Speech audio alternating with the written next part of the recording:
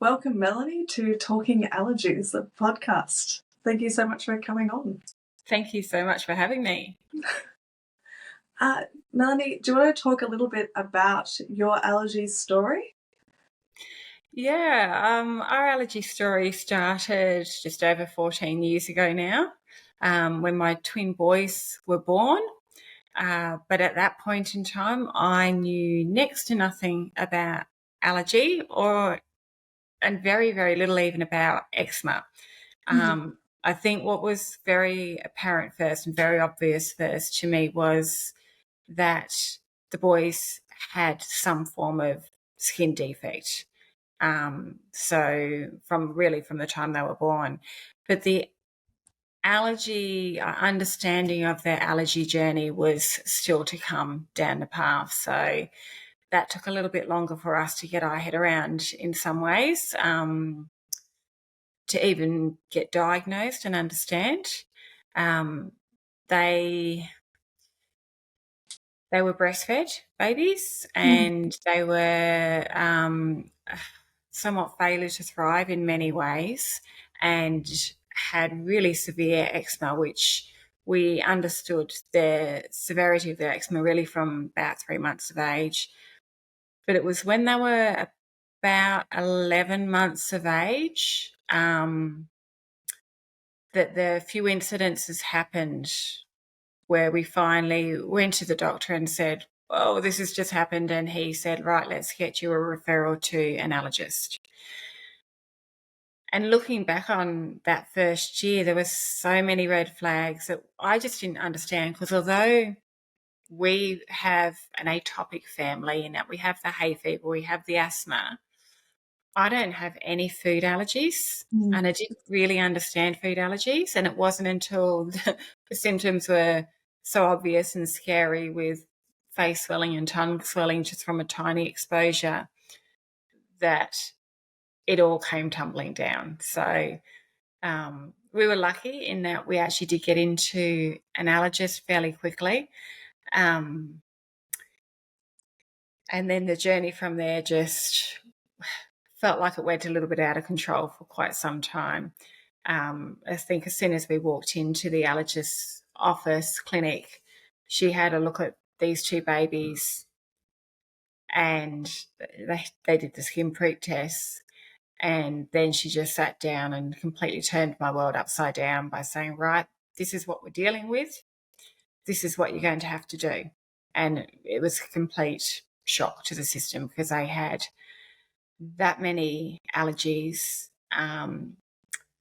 She said immediately, you're going to have to wean them immediately, and we're going to have to put some things into place to try to deal with what you're going to be dealing with, and you're going to be dealing with it long term. So it was a huge shock. That's such a big journey, and you said they were still babies, so that's such a big journey from having two little twin babies, a little bit of eczema, and then having a whole journey of life-changing journey. Yeah, it was, and it's been a long journey since then. So that when I look back on it now, I think I'm quite shocked that we didn't flag the food allergies and other allergies earlier on, because the extent of their allergies. But yeah, once they were flagged, it was pretty much, and then from there it became more allergies were added to that long list that we already had. They had to go on to elemental formula. There were other symptoms that the elemental formula actually managed to help with, until they were taken off that 10 years later. So they were on an elemental formula for 10 years. One of them's back on it now. But the long story short is severe eczema, which has been a huge battle to try to deal with, to get that under any sort of control. And we went 3 years of really just going around in circles with that. All the allergies, which seemed to get a lot worse and more extensive the further down the track we went, but thankfully now we seem to be heading in the other direction. Then we had, the comorbidities to contend with, the asthma, hay fever, and then more recently diagnosed with eosinophilic esophagitis with one of them, EOE. So, yeah, it's been a huge learning curve. A massive learning curve. Even learning about elemental formula, that's something that not many people know about as well.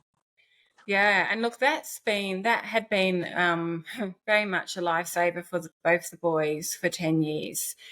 But it was such a bizarre thing for a lot of people to understand because, you know, when they were 8 years old and probably even at 8 years old, I'd say 70% of their nutritional intake was through formula, which is quite bizarre at that age. But it was actually when they were taken off that formula, one of them continued to do okay, although, you know, growth became a bit of an issue, but the other one went backwards rapidly with a whole lot of other symptoms, and we then realised that his EOE, well, we then suspected EOE, which then got diagnosed, and we realised that the elemental formula had been keeping those symptoms at bay, but also preventing the damage that we could have been doing through undiagnosed EOE and having other things in his diet which would have triggered it and made it worse. But yeah, so during that time too, that whole period of time, we were constantly dealing with severe eczema, which no matter what we did with the food, we were still dealing with severe eczema as well. So, yeah, I think that combination of comorbidities is a real struggle for many families that are dealing with allergies. Many families deal with a whole lot of comorbidities and dealing with those areas. How do you manage day to day? Because you've got quite a lot of elements that you are managing for your boys. How do you manage? Well, first of all, just taking each moment and each day one day at a time. But certainly, probably the biggest thing has been the support of my mum. My mum actually moved in with us when my boys were 4 years old, which is probably at an age where they were at their worst.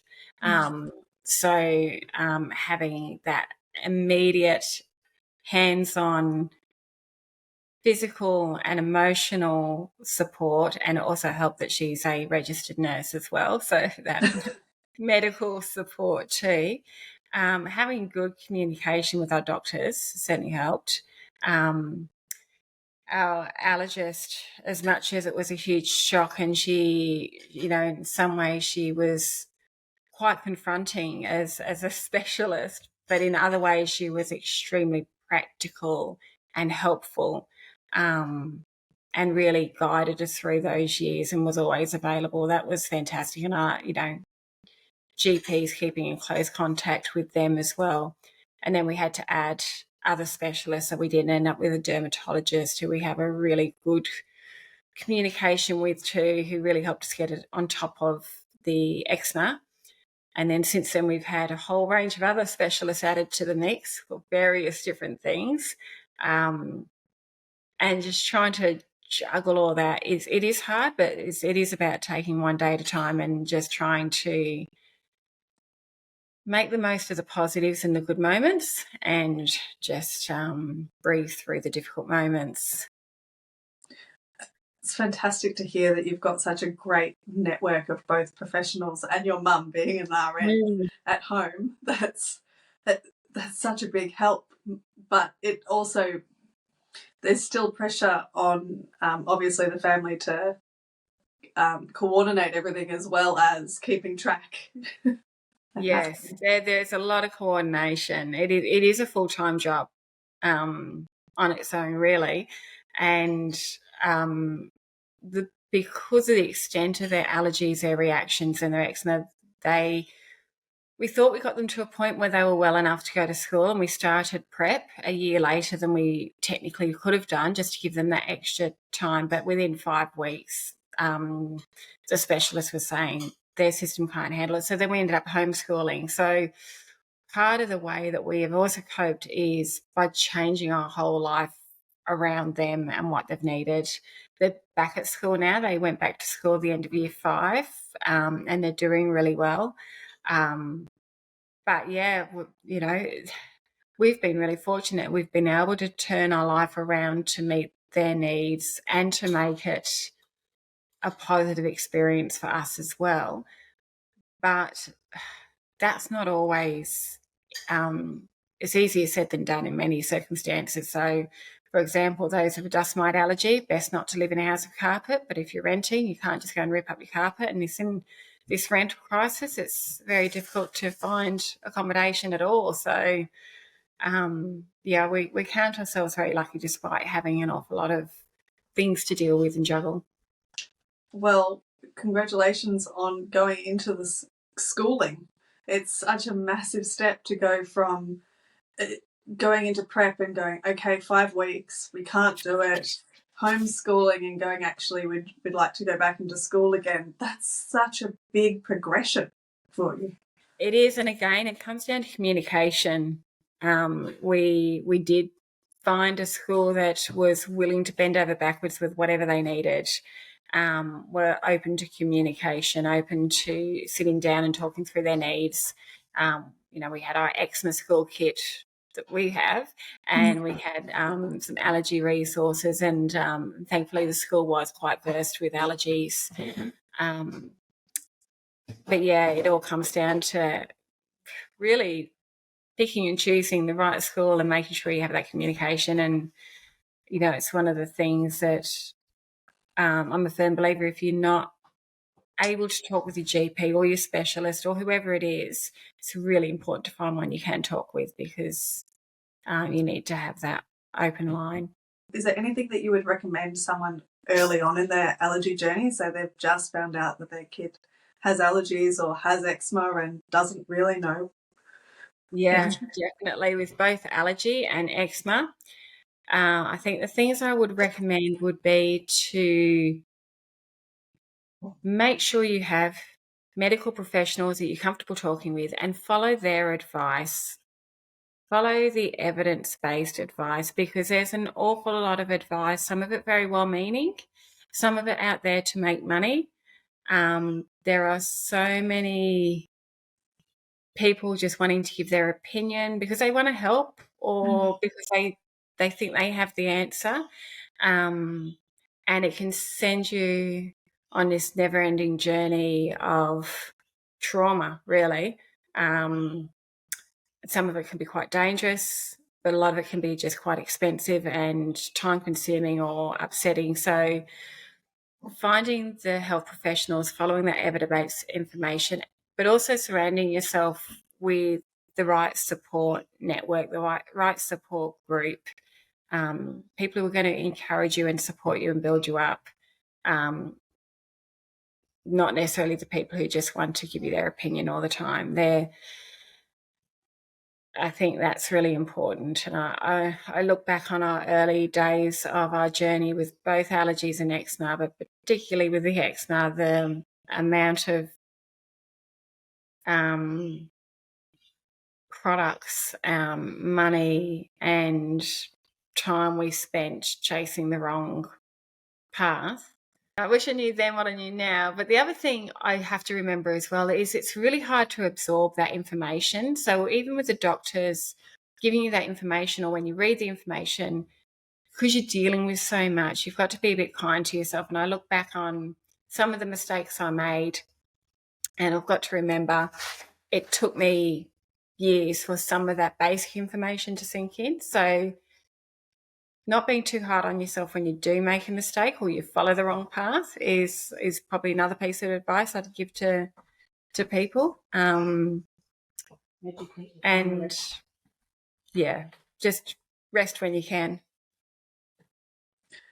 Resting and recovering is such a big part of that too. Yes. For everyone involved. Yeah. Is there anything that you would like to share about your experiences so far? I think one of the things I'd like to share about my experience is, as I said, being a bit kind to yourself and realizing you are going to make some mistakes along the way. And if you live in total fear all the time of trying to do everything perfectly, it's really going to take away from big parts of your life. And the same with, your children or your family. Mistakes are going to happen. As long as you've got a good backup plan, you've got a good action plan, and you follow that action plan, and you're not always going to have all the answers. So I'm thinking more on the eczema side here. You're not always going to know what the triggers are. And that's one of the hardest things to come to terms with, because every time something happens or there's a flare up or an allergy reaction, you want to prevent that ever happening again. And it's important to try to find the triggers, but not for it to become so all-consuming that you don't let yourself live your life. That's coming from somebody who did end up living in a bit of a bubble for a while with homeschool kids. So I'm probably the pot calling the kettle black in some respects. But as we've got older, I think I've learnt to let go a little bit more. And the other thing that we've done from a very early age is try to empower the kids, my boys, to have responsibility and do as much as they can do to look after themselves, including reading ingredients. And they've been fantastic at that from a very early age, and double checking things themselves. But then on the other hand, not putting so much responsibility on them that they feel over anxious or that they lose some of their childhood. So when it comes to eczema maintenance with creams and things like that, I was still very much hands-on and helping them or doing that for them until they were teenagers, really. Because I think, you can't really expect an 8 to 10-year-old to be doing that level of management every single day, because you wouldn't expect it of another 8-year-old. Go a bit easy on yourself and your family. It's lovely. So what support do you have with Eczema Support Australia, and what do you provide? Yeah, so Eczema Support Australia, well, we started the organisation once my boys were at a stage where we were feeling a bit more comfortable and in control of everything. And we actually started it as an eczema and allergy support, peer support group, very grassroots peer support group. And that has morphed into Eczema Support Australia, because we did recognise that there was very limited evidence-based information, and there was a lot of ongoing stress and difficulties of managing the eczema. So whereas there is some information out there in relation to allergy support, and there's some good peer support now for allergies, which is great. So Eczema Support Australia has really been from the beginning about providing real and practical support through a number of different projects and initiatives, from psychological support. We provide some psychological services for anybody connected with eczema. You don't have to have eczema yourself. You could be a parent, carer, a spouse, sibling, or someone with eczema. But also things like our eczema school kit, our peer support meetings. But we also do quite a bit of advocacy around getting better access to treatment and management and support in general for Australians with eczema. I'm trying to think what else. So there's so many projects now we've been working on doing. We've got a practical parenting for eczema families, which has been a great video resource with Dr. Justin Course and Dr. Lauren Cundy involved with that. And if people go to our website and look at Eczema Support Australia under resources, bearing in mind there's a lot more coming. There's a lot more in the pipeline. There's some big projects that we're about to embark on to be able to reach people nationally with evidence-based information and support along their eczema journey right from the beginning. It sounds like you've got such a great well-versed range of resources and support, and that it comes from a place of understanding that you've experienced everything and just want to be able to help others. It is, and it was inspired by our journey, definitely.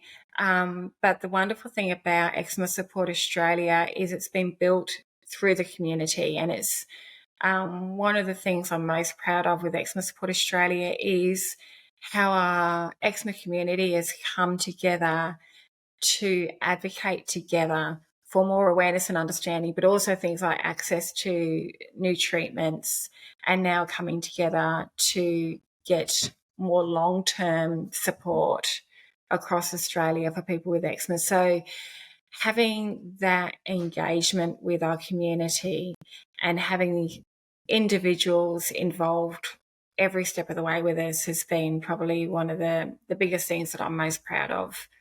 As a parent of a child with allergies and eczema, and a person that runs an organisation to help others with eczema, how have you seen the impact of eczema in someone's life? Oh, goodness, where do I start with that? I think the shortest way to describe it, it impacts every aspect of your life. So as a carer, a parent of a child with eczema, it impacts your career, your finances. For me personally, I had to give up my career when my boys were at their worst to care for them 24/7. Nobody slept in our house. It was 4 hours of broken sleep a night, every night for years. So you add that sleep deprivation into the mix, and that causes increased depression, anxiety. For children, it has a huge impact on their social and learning development. For adults with eczema, we know that 1 in 5 adults actually contemplate suicide, and 1 in 3 have much, much higher levels of depression and anxiety than the rest of the population. For adults, it affects their ability to work if they've got eczema. They're for all ages, but particularly for teens and adults, it impacts their social interaction, their self-esteem. And we're working on a project now we're about to launch around self-esteem, building self-esteem within our community members. Where the impact, it takes over your life. It's so much more than an itch for people with eczema. It is painful and it's relentless. Is there any specific moment in Eczema Support Australia or the workings of Eczema Support Australia that you're particularly proud of, or a milestone? There's a few. I'll try and think back to them. So I think when we first became a charitable organisation and we had, that initial start, and we had our founding group members, of which most of them are still very much actively involved in what we're doing. That was an amazing step forward. And then I think, when we had our big SOS campaign where we advocated for treatment access to new targeted treatments, first new treatments in 50 years for eczema, and we were able to bring the community along with that journey and get our politicians along with that journey too. And we went to Canberra and we were actually listened to, and we had action from that. So that was a huge moment, I think, for Eczema Support Australia. And I think now we're taking that next step forward where we're really trying to make lasting change for all Australians with eczema to have that. So no matter where you are in Australia, you get the appropriate care and treatment and support that you need. I'm really proud of what we're doing now, but I think we've got a long journey ahead, and we need the support of our community behind us to keep going. So I think that, along with our, all our projects that we have that are all aimed at providing that real and practical support, are all things that I'm really proud of and looking forward to the future. We've got a lot to look forward to, but we've still got a long journey ahead of us. Touching on the looking forward to, is there anything that we should be looking out for with Eczema Support Australia? Yes, there is. There's a few announcements coming. As I said, I think we've still got a long journey. We've been putting a call out there and been in the media a lot and been to Canberra again to call for a national eczema strategy. Something that, even though we have nearly 3 million Australians with eczema, we've never had a strategy, a national focus on this disease area to make some positive changes. It needs to happen. I don't think we're going to get all our wish list ticked off all in one go. I think we are potentially going to have a few hurdles we have to overcome to get that happening in a real and meaningful way. So watch space for announcements around that national eczema strategy. There's a lot happening in the pipeline around education, around support, and a lot of it can't wait to give you more details on, but I've just been held back. I have to wait for some other announcements before we can then make our official announcements. Cool. So everyone has to watch out for the websites and updates from you. Yes, that's right. People can subscribe so they can get the latest information and know what's happening in this space. That sounds fantastic. Thank you so much for joining us for Talking Allergies and for sharing your story with your two boys and how you started Eczema Support Australia. It's really wonderful to hear the support that you're providing out there and what you've got planned for the future as well. Thank you, Grace, and I really appreciate everything that you're doing and the resources that you have online, and the peer support meetings are really much needed, and looking forward to more.